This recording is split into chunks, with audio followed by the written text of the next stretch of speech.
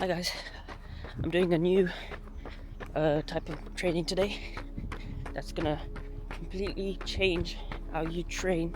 If you include this in your running, I promise you, your running will not look the same. It will just completely change everything about your running. So that's what I'm doing today.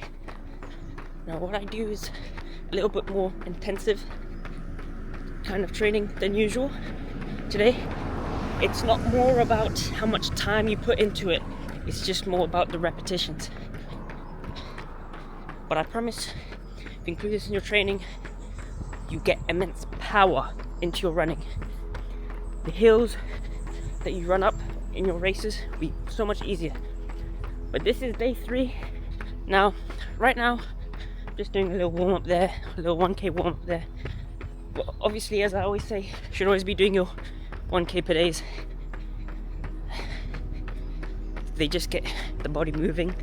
They just make the body as adapted to running as possible, so that any sort of running you do is much easier.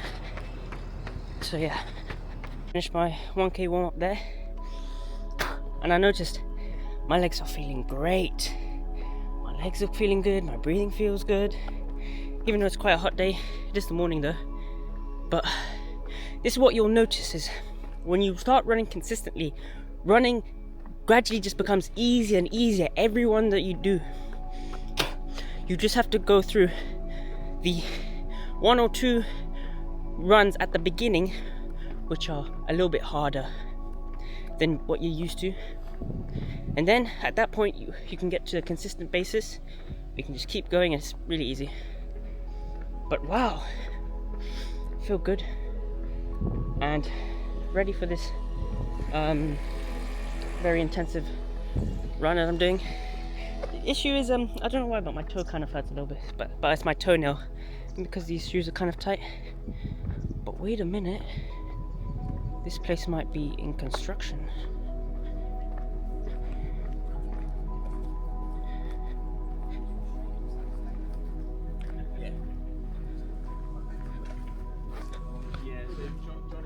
Oh yeah, okay, so it is in construction, but if you see this, look at all this construction going on. That's the hill. It doesn't actually look that bad in on the camera, but in real life, I promise you, it's a big hill. So let me just warm up 1 lap up the hill just to show you guys how steep this hill is. Okay.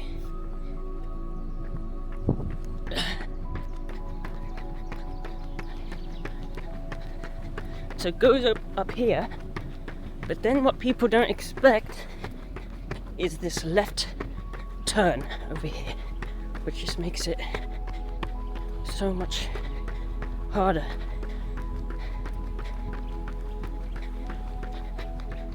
I might be going a bit too fast. This is a warm-up. Anyway, it's the top of a hill, right about here. Oh.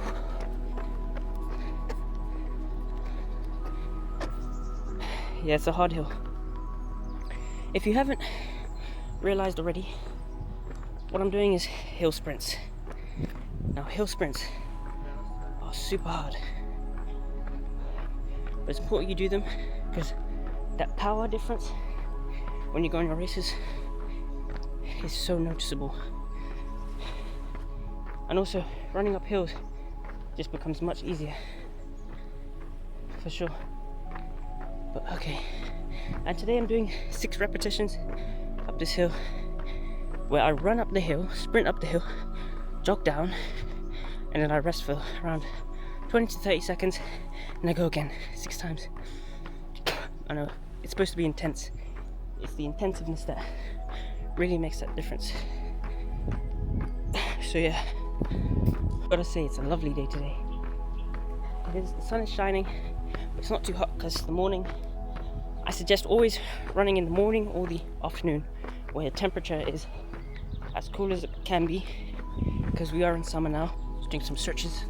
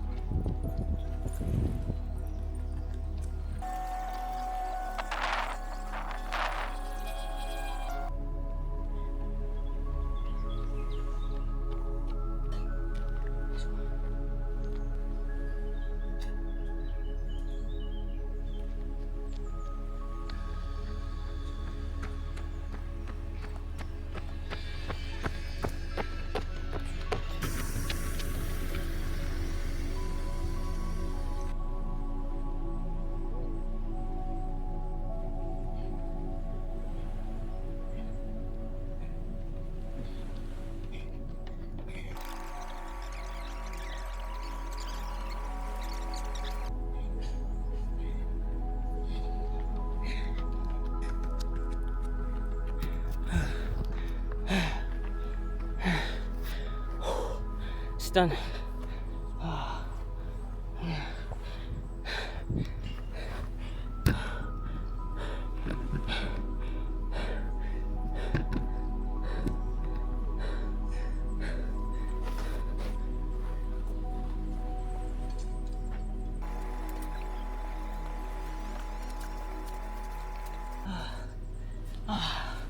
I know it's not good to sit down after doing a run, but I'm tired.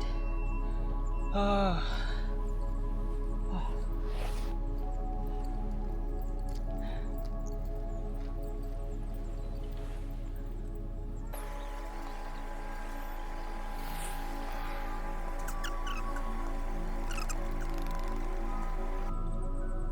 thing is, with me and running, my leg never really hurt.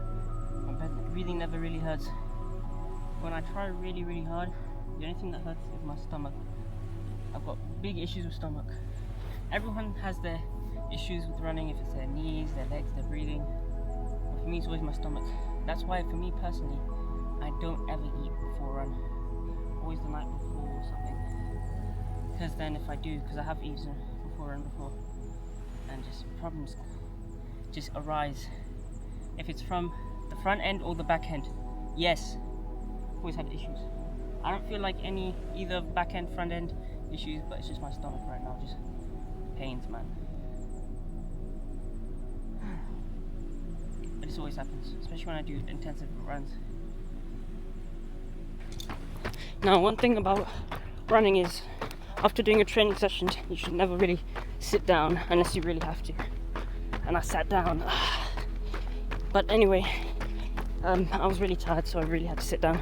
By the way, when I first did my first ever hill sprints, I could only do 4, and then I basically just like died.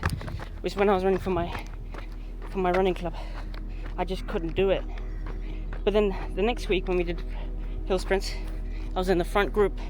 I did like 12 of them, because it's only when you hit your limits, pain thresholds when it comes to running, that you improve by immense amounts. That's why my training regimen is the best for cutting down times as quick as possible. Within 2 weeks, you can cut down 5 to 10 minutes of your initial time because of my running, because of my training session, how I structure my training sessions. So if you're interested in getting my program, it's down below in the top link in the description.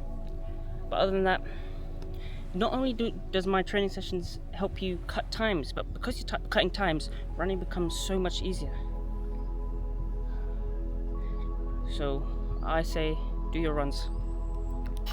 Alright, let me be honest. Usually when I do a hill sprint session, I should feel defeated, like just walk around like this. But I wasn't defeated today. I mean, I thought I would be from 6, but maybe I could have just done 8. I could have done 8. That would have been more pain threshold, because obviously I'm more fit than I thought I was, just from a couple consistent runs. That's it. But that just goes to show the power of consistent running. If you just are able to turn up every single day, you don't even have to do many kilometers, you just have to turn up every single day. Your body will reward you with ease in running, which is why I always preach, I always say this to you. And if you just do it, you would understand completely what I say. But anyway, if you've enjoyed this training session, this 10th training session, this is day 3, then hit the like and subscribe button and comment down below. Thank you.